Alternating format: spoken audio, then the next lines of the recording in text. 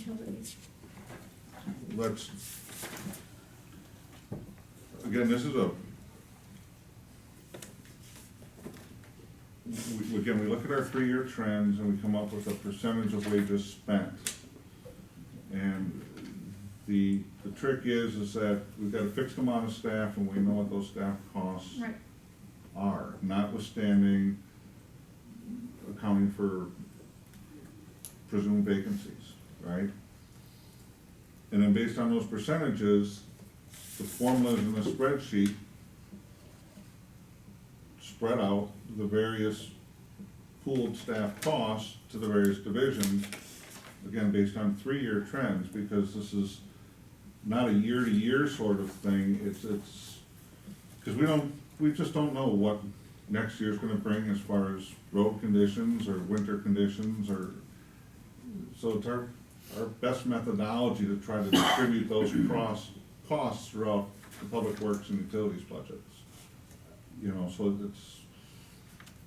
it's just an average distribution of the wages of current staff, wages and benefits of current staff. I mean, it's either we pay for it through utility costs or through levy, so it's 6 1/2 dozen of the other, but it does at this point, if we're trying to get the levy number down, it does help to maybe make. If we could go 5% or something more on the utility side, then. But that's not gonna prove to be accurate, because You don't know. we do know that we're not putting building maintenance guys in sewer trenches, right? See, we are far more likely to pull someone from the utility to work in general fund than the other way around. For example, if we have a garbage man on vacation and one's sick and it's leaf season, well, we need to backfill both of those garbage spots and we need to have 3 people in leaf trucks. We will pull people out of utilities and delay their regular maintenance work to get these other tasks done. But typically, our DPW general fund employees wouldn't necessarily have the specialized skills to go and assist with a water main break, or do hydrant flushing, or inspect manholes, or do that sort of thing. So those tasks, if there are not enough people in the utility, those tasks will tend to get delayed or deferred. Where we don't delay or defer things like garbage or leaves, or the general fund tasks tend to be more immediate, less deferrable, we'll say, over the short term anyway. Not suggesting that the utility maintenance is deferrable over the long term, but. Can I just, rather than going through all, could I just get, or the board just get just a total of overtime for 2000 projected 19? Because the vacancy, you would assume that if you had to hold 2 positions open, you would have had a lot of, or 1 position, I can't remember, it was 1, right? DPW? I don't remember, but whatever it was, you would assume you'd have projected overtime, and that's why you put it back up to the vacancy rate. But if you could just compare the overtime between projected and budgeted for 2020, so projected in 19 to budgeted, overtime's going up. Could you provide that? It should just be a I total can at do a the end of this. worksheet on that for you. Thank you, and that'll help me formulate what I'm trying to say. I think one of the other,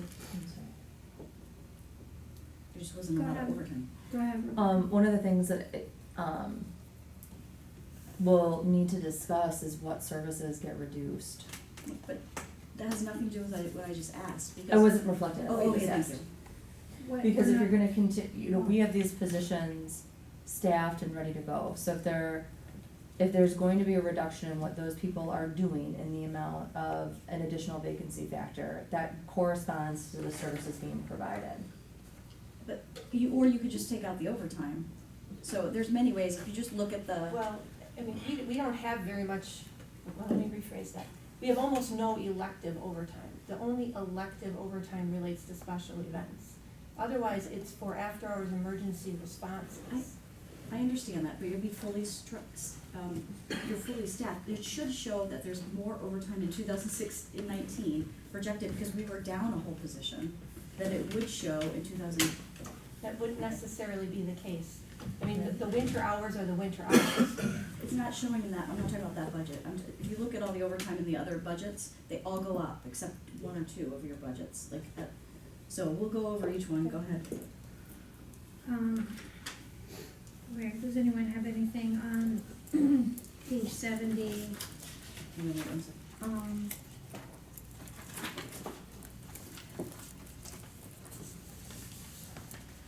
No, overtime's projected. 70 garage, street and alley. Yes, so overtime in municipal garage was 0 for 19 and is going to 5,000. And wages are going up from 110 projected actuals to 123, and I assume the one, because of the vacancy factor maybe? They're both going up. You'll see that, a trend as we go through. I can speak to the overtime wages, and Mark, you can jump in here. Our mechanics work overtime, so I don't know if this is just a function of them not, but they, Maybe it's a mistake, take a look. maybe it is, because while our mechanics do regularly work overtime, typically it's not garage overtime. They're here assisting with streetlight, or they're Sure. plowing, I'll or see that doing in those other sorts of places. things, right? Same thing for streets and alleys, overtime was 0 and now it's going to 2.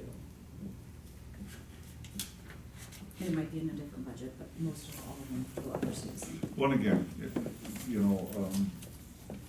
point taken, and again, you look to 2017, it was at 2191. 18 was 81. 18 was 81, you know. I mean, this is I'm just checking. something I would rather provide an aggregate total for you, because maybe a trend of cumulative overtime will shed a different context on this, and we can then proceed accordingly. I'm just interested in 2019 projected and 2028. Yeah, but that's not how the budget works, so I appreciate understand. that's what you're asking I want, for. but that's the data I need in order to be able Well, to. then add it up. Okay. I mean, Okay. if that's all you want, you don't need me to do that. Yeah, I don't have the numbers. If you wanna understand what the trend analysis It's a is and how we do the budgets, Really? I'd be happy But to isn't the provide that trend based information. on projected? Isn't it based on 2019? Actually? Projected? 3-year trends. I'm saying for myself, you can provide 3 years, I'm saying that's what I'm interested in. And let me apologize, because I'm feeling a bit stressed on the topic, because we're talking about $1,000 one way or another on some projected versus actual It's more than- in a, We just cut $1,000 What is from it? something and put it on the list. This is more than 1,000. It's in $1 million probably budget. 10,000. I mean, I understand what you're saying. You need to understand that we want. but I will be happy to provide you a table that will include that number as well. Okay, thank you. So do you have an amount that you wanna see less in? In the whole budget? Well, I think we all do, right? No, I mean, on, when you're looking at overtime and wages, like you I haven't said. added them up, that's what I'm asking for, Yeah. but when I do, if it's over what it was last year with vacancy rates last year, 2 positions, I would like to bring it down to that level. Got it. Got it? Because I don't know what everyone's, mine is, less than 1% is what I'm shooting for. No, that's not what I was asking. Okay. I was like, Yes, I'd like to bring it down if it's over. So your positions are all currently filled, right? They are currently filled. I think last year going into budget time, we had, At least 3. with 2 anticipated retirements. And are there any anticipated There retirements? are not. So okay, this is a more general question. So the 13 positions that are the route collectors, the winter maintenance, the street repair, that kind of thing, right? Those are the types of things they do. I mean, when we've had these discussions before, there's always been, the impression I've gotten was that you feel there needs to be a certain number in order to have enough of a force to be able to deal with winter snow events. So my question is, are there other village employees? For example, the village of Bristol, which I did some work for, their DPW employees are cross-trained as firefighters.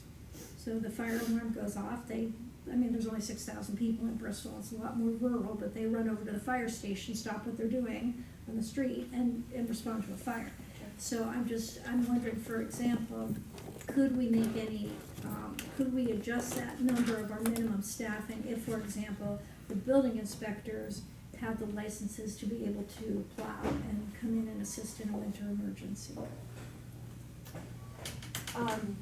Sure, you could. You need to have people with valid CDLs, obviously. But it's one of those instances where, that's a skill that you have to continually work on and practice. And if you're really only driving a truck like that a couple times a year, it's probably not the most efficient way to go about your winter operations. The guys and occasionally ladies that we have working with us operate that type of equipment on a daily or very regular basis. Whereas your building inspectors. So they're driving a big truck all the time, you're saying, Yeah. and the building inspector wouldn't be, that's a good point. Okay, I just wanted to verify. Are we on winter maintenance? I guess we're open on 71 and 72, whatever anybody has. For salaries for winter maintenance, we were projected this year at 56,000, and we're lower, it's gonna increase budgeted at 45.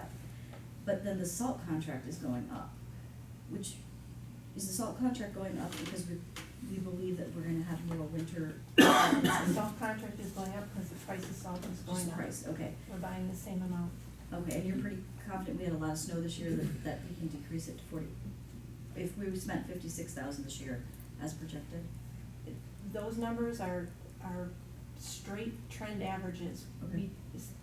We don't influence, I don't influence those numbers. I mean, it's amazing that the actuals, I mean, it was significantly more than 17 and 18 in salary, which means, I mean, was it In salary or salt, what do you ask? salaries? I was just asking about the 2 lines. So salaries, it was 22,000 was allocated, then 39 and 56 this year. Just wondering why so much got allocated there. I'm assuming that was a trend, maybe from prior years. 56. 3-year thing. Yeah, the 56 is 56. what we're projecting based on what we've used to this point and what we think we might use through the end of the year. That just reflects, our winters are cyclical. Well, a bad winter followed by a good one, followed by a bad one, and that's part of the reason we use the 3-year averages. You assume that over a period of time, the good years and the bad years average out. I don't want to blame the good, but because the 2 years before it were much lower, it must have either had a 2016 really high winter costs for salaries, or we projected something, or something else happened. I influenced the minimum on that. I mean, Is the projection the 16, 17, and 18, or is it 17, 18, and 19 projected? 16, 17, and 18. And that's what I'm saying, and we. Because when I do this, I'm in Like twice. July. So, I mean, I don't have 19, okay. as strong of a sense as I do looking at the actuals, as I do looking with what we think we're gonna end up halfway through the year towards 19, so, that also is a good observation on why some of these might not appear to be as forthright as I project them to be, so. It's just really high. Did you have a question, trustee Warren? Oh, no, I was just nodding Oh. and listening, so. Okay, 73 and 74. Disposal contracts. Well, first, salaries are going down, correct? From projected, so 120 to 107. The year before was 120 as well. Is there a reason? Are we doing less? No, I think part of it is just that those are all newer employees, and so it's a reflection of a lower Oh, I place see. in the scale. So but they were hired in 19, or they? So projected is 120, and we're budgeting 107. That's the only reason I ask, is if those are the new employees in the 120, then they would be the same in the 2020. I think there was also, didn't you say it was taking a little more time because the, trucks were new and it was taking more time than expected to pick up how to use the arms and stuff like that. Less hours. Okay, so maybe less hours from that makes sense. And then the disposal contracts for refuge is going from projected at 303, it's going up to 323. Is there something new? Nope, there's just an inflationary factor in the contract. But I can certainly review the detail sheet and make sure that number is accurate. Thank you. And I had a then, question on that line. The organic subsidy has 300 participants.